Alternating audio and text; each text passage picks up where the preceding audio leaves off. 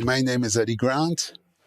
Many of you would know me from my songs, in particular the protest songs that I've written over the years.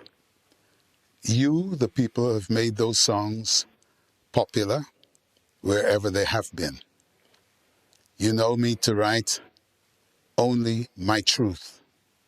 I don't know about anybody else's, but I know about mine. And many of you have supported those songs and made them into worldwide anthems based on the treatment meted out to Africans over a protracted period of time. Before I go much further, I'd like to pass on sincere condolences to the family of George Floyd, another unnecessary death of a black man, of an African. I want to talk to you basically about that and what is happening around that. Our people have been made excited by white people, basically, feeling that they, in some way, will change their habits of beating black people to death. I can tell you right now, it won't change. Something else has to change. Protesting in the street, it's all right, but it's never changed anything in the time of Martin Luther King and before. It never changed anything, or else black people would still not be being beaten on the streets today. They're beating them everywhere, from Australia to the United States of America. I've been prompted to speak because I saw something in a video that was sent to me featuring a young or youngish black woman, African woman. I think we got to stop talking about black. That's one of the crimes that's been committed. We are not black, we are Africans. If an Indian is not brown, and he's always an Indian, or a Chinese is not yellow, and he's always a Chinaman, why the hell should Africans be black? You have made us black. We are the descendants of Africans. Now, you've got a situation where in the streets, thousands, hundreds of thousands of people are now marching. They say, based on the fact that they want to change social conditions in their particular countries. England wants to change it in their country. America wants to change it in their country. Stop. Stop. When did this change come about? Just because they killed George Floyd? I don't believe that. There is no change. If there is going to be a change, let there be a change of significant proportions. Let there be a change where white people, those in particular who have benefited from the slave trade, let them now decide that they have a pang of conscience and they will now deal substantially with the issue of reparation. I can understand that because hundreds of millions of people have been killed wantonly and been punished and had their brains removed by white people, all in the name of slavery, black enslavement, African enslavement. I can understand that. Tell me that you're in the streets to force your governments to look at the issue of reparations for the African and the descendants of Africa. I can understand that. Why are you going all the way around the world pretending that something is happening sociologically or something has just jumped out into the clear air and turned your mind. It hasn't. It's almost like it's a laugh, it's a fashion, it's a joke. Because you've walked past the thing that you can see that is so big, even though you haven't been taught in school about this heinous crime. It is the most heinous of all crimes committed over all time to human beings. African enslavement and that which came with it, and white empowerment, is the last unresolved issue in this world today. This stuff that you're doing on the streets, it will recur. Of course it will recur. It recurred for Rodney King. It recurred for Trayvon Martin. It will recur. It will keep on coming at us. I heard some man talking on the television saying he doesn't want that his children have this cross to bear. That's not a cross to bear. George Floyd is not a cross to bear. Trayvon Martin's not a cross to bear. The issue of African enslavement, that is the cross to bear, because it is that will keep on recurring time and time and time again. You will not ever be able to remove it. You will not be able to sleep at nights. The businessmen, the people who own the television stations, etc., they can con you. They can tell you, oh, this is wonderful. What you're doing is lovely. Oh, just make sure you wear your masks. Masks? The Africans didn't have masks. Lashes were coming left, right, and center. They were dehumanized. Their brains were removed. So much so that they became white people, acting against their own best interest. Now, you may say, but Eddie, white people have bought your records over the years, etc. Totally different, totally different. They bought my records because they liked my records. They don't necessarily have to like me. It's even better if they do. What I've written about over the years, it's just like you marching in the street. When Africans have been empowered through reparations, they will not be beggars anymore. They will be able to establish their own enterprises, their own countries, maybe even states within states. Just like you guys have managed to have states within states in the Middle East and in Africa and wherever. This is not just about America and Britain. This is about a world that has made impoverished a set of people who are equally, if not more valuable, because history tells us that they created you. If you are white, it is said and scientifically proven that you were created by us. Why do you hate us so much that even though you know that your ancestors have beaten us for 500 years and disempowered us to the point that we're always having to beg you to be ourselves? We have got a massive, massive issue that walking in the streets right now saying that Black Lives Matter, it will not cure. Black lives have always mattered. Why is it all of a sudden that Black Lives Matter? It is because you can hang your own personal grouses along with the black people who have genuine grouses. These are the small ones.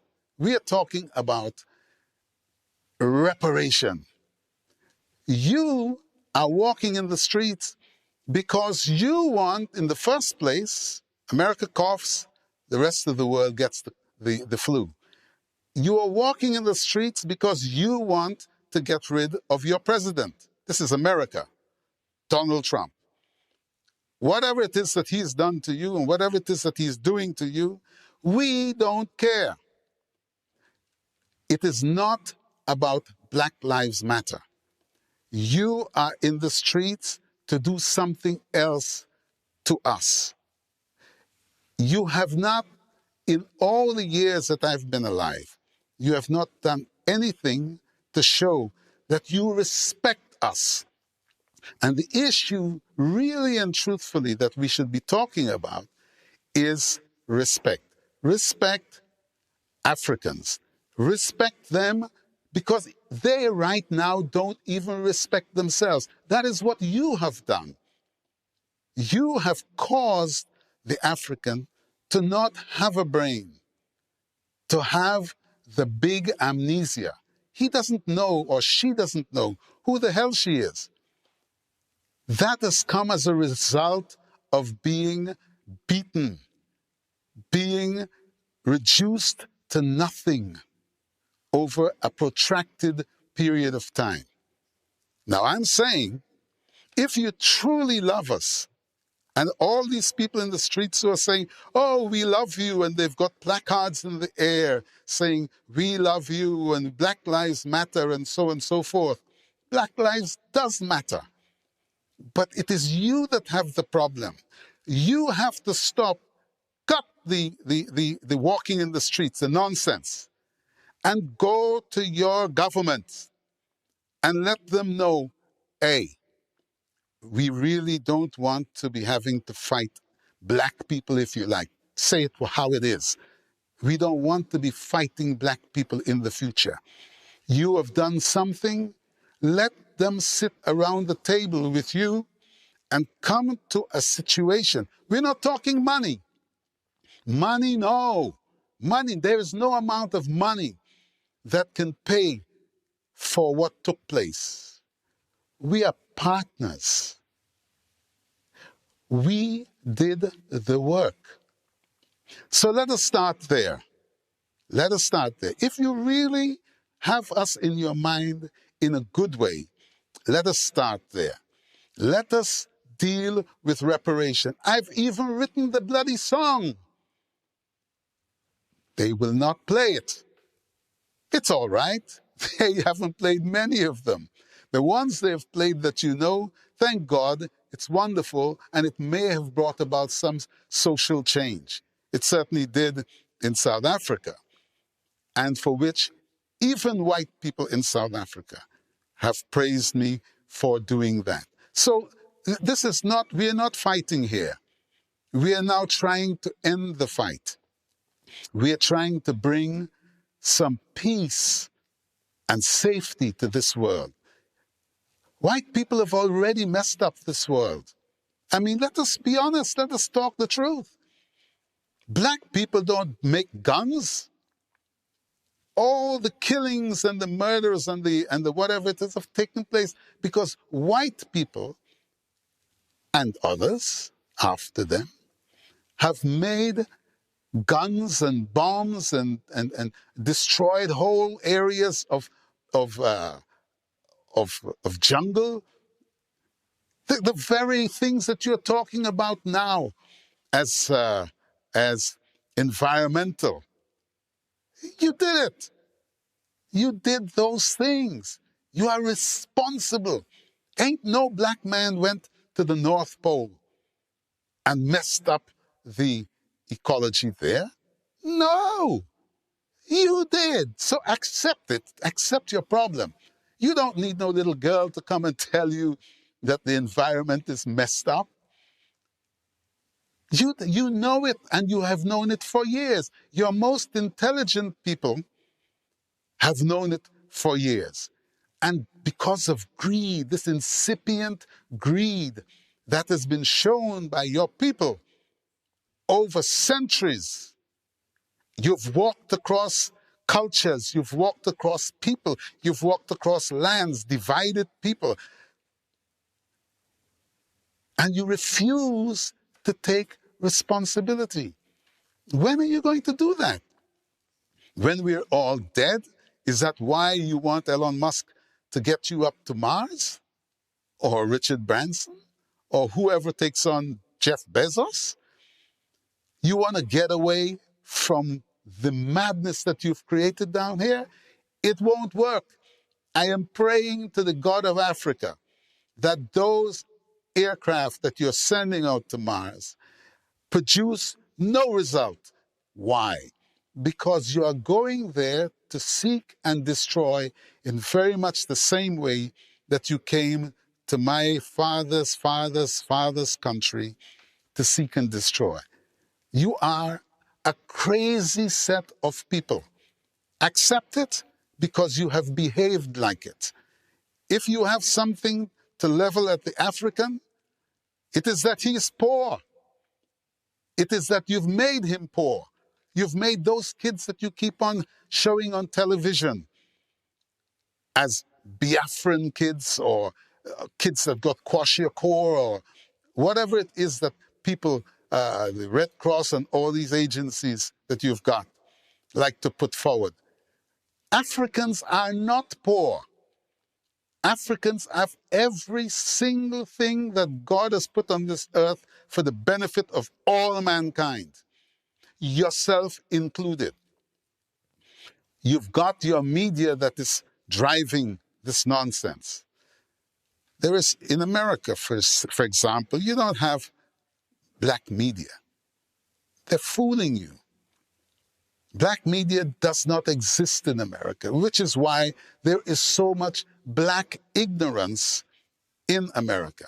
This is why black youth are killing black youth in the ghettos of America and elsewhere. Come to order. Africans all over this world, come to order. Spend with your friend. Withdraw your vote from all these elections and nonsenses. They have nothing to do with you. There is no consideration. It doesn't even matter if the person that's coming to you is black. He is being used. Just like they're using you right now in the streets around the world. They know they destroyed the Aborigine in Australia. Everybody knows. And yet, until today, the first people of Australia are still the last people in Australia. Come on.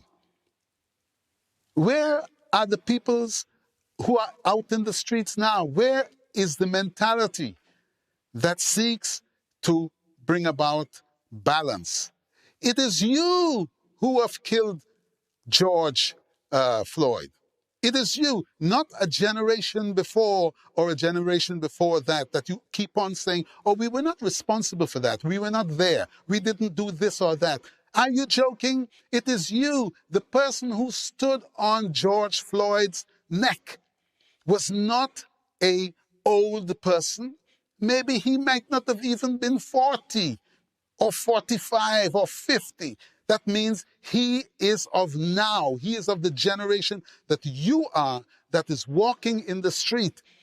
Given the opportunity, you may be the one that would have done that. You understand?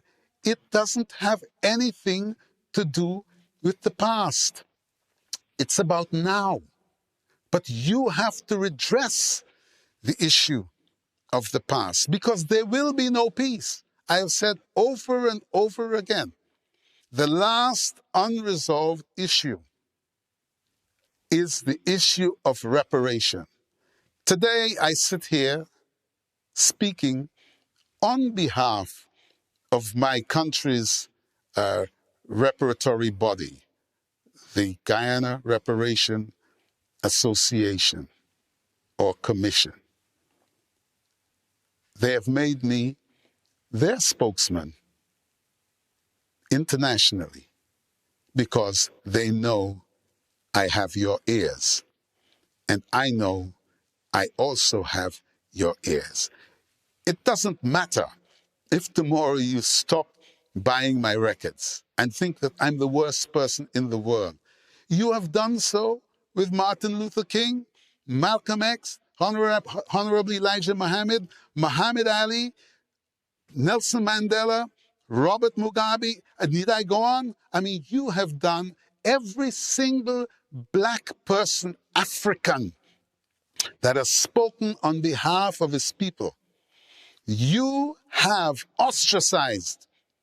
You had Mandela to be killed. You had Mandela wanted, dead or alive. Today, he is like God. How come? What happened? Did you beat him into submission in the prison? I don't think so. It was always there. The right of what he was saying and what he and all of those other Africans and others in South Africa stood for was right. All of the white people who today would claim, oh, but we love Nelson, we love this and we love this, and the apartheid and all of that, it is nonsense. The English would say it is bollocks. I say it is bollocks. You have to make up your mind what kind of world you want to live in. You have a responsibility to the children that you have made. They have a responsibility to the children that they are going to make. Likewise, the African is also in the same boat. The African wants to live in peace. The African does not want handouts. Not when he is supplying or she is supplying all the material of the known world. It's wrong. You are dealing wrong. You will not benefit from that ultimately. Now is the time. Now is the time for you all of you who are in the streets, for whom I don't have any particular respect, because I know that you are not there for us. If you had been there for us, you would be there for the major crime, the one that for which you are benefiting, which has made you arrogant in the world, which has made you careless in the world. That would be reparation. And I know that you're sitting there right now saying to yourself, what the hell is he talking about? We had nothing to do with that. We had nothing to do with reparation or with their slave business or whatever. You had. You are benefiting from it right now. In no uncertain terms. Let's come to an arrangement. Let's understand ourselves. Let's decide we are going to live in peace.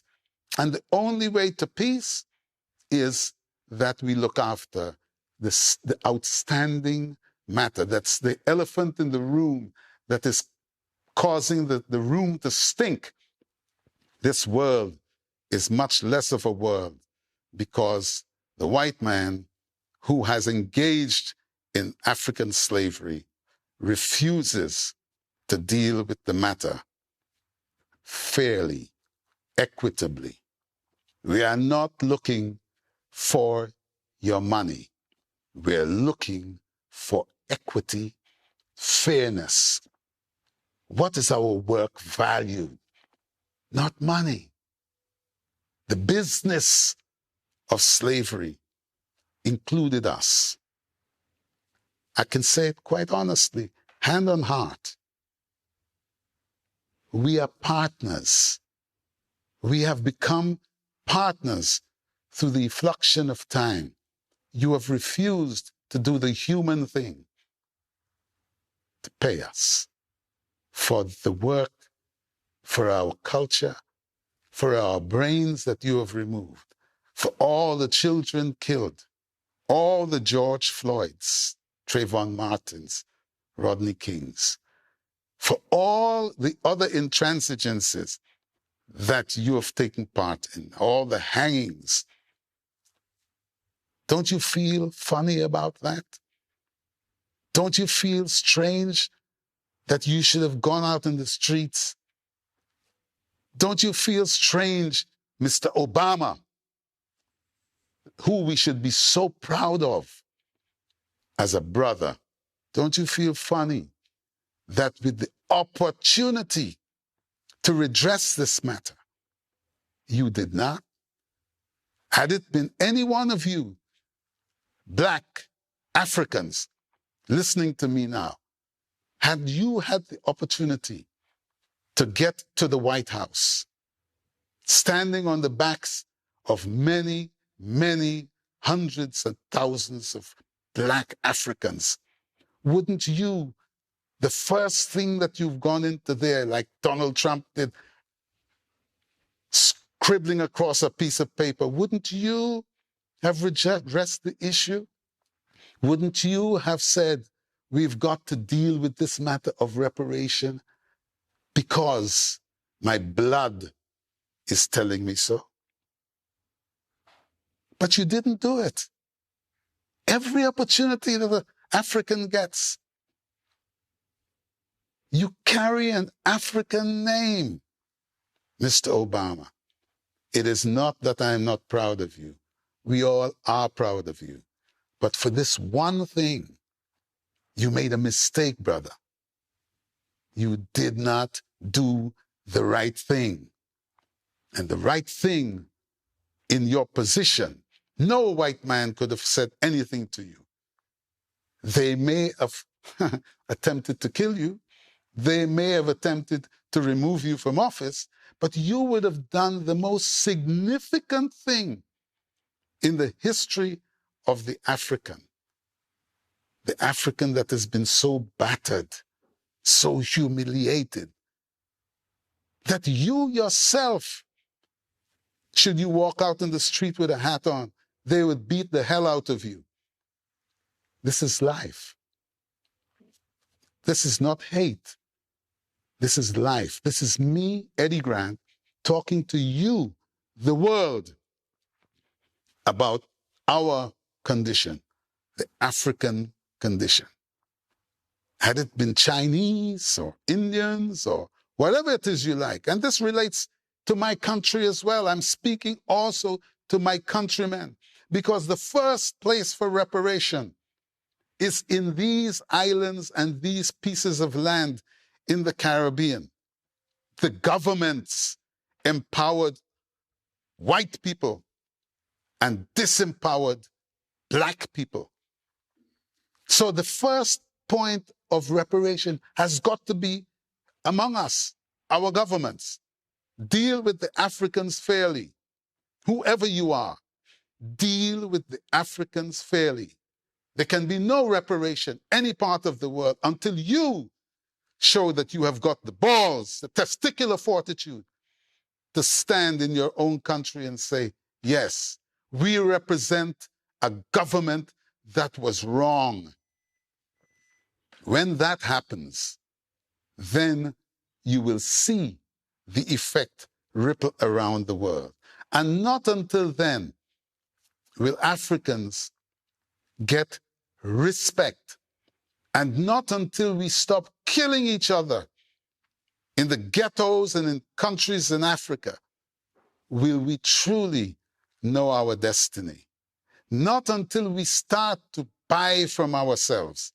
Not until we start to create things for ourselves and not love the things that you see Africans, every camera is on as they run into the shops and remove Nike or Adidas or any one of these stupid brands that are worth nothing. Tomorrow, as you've broken today, tomorrow they are going to get insurance, brother. They're going to get the insurance, sister. They are going to put the prices of the items up. What was costing $100 today will cost you $110 when they reopen. What is the sense of that? I know. Listen, I saw the woman. She was crying out of her mind, doesn't know what to think, because some people are saying it was good to break these people's shops, these white people's shops, the ones in Melrose, the ones in Manhattan. She says, I don't know what to think anymore, because some people are saying it's good to break it and others are saying not. Well, I'm telling you, What's going to happen? I'm not telling you whether you break or don't break. You do what the hell you like. But I can tell you this. Their insurance policies are going to pay for that. And you, being the bottom of the ladder, are going to pay a greater insurance premium as a result. And the cost of what it is that you are looking to buy, because we love to buy. Why the hell we love to consume so much? Only God knows. Maybe that also is a part of our illness. But we have got to stop. When you spend, spend with your friend. When you spend with your friend. Spend with who loves you. Spend with who cares for you. Don't just be conned because somebody has got hundreds of millions of dollars to put ads on the television that would con you, that would make you start to salivate like a dog. Spend with your friend. Build your industry. Don't work for nobody to come and give you something. Get to a position. If it is that the American economy for the African is over $3.5 trillion a year, surely with 45 million people, you can find business to do, a country to run, and you can find work for your young people. They shouldn't be going to university to learn nonsense. They're learning how to hate themselves. Their genes tell them otherwise, but their brain, remember, the brain that was put in there tells them, hey, brother, just go along with the program, man. If you don't say anything, because you say something, man, they're going to stop you. You won't be able to get to this, or you won't be able to get to that. I'm calling on the entire world, in particular, those who have engaged in African enslavement the world over, to come to the table before it is too late. Come to the table and show respect. Don't tell me that you respect me because you're walking in the street with me. You're walking in the street with me. You don't respect me, because had you respected me, you would have been walking in the streets on another subject. And the subject is reparation. And thank you very much for listening to me. Don't worry. The change is going to come. Bye-bye.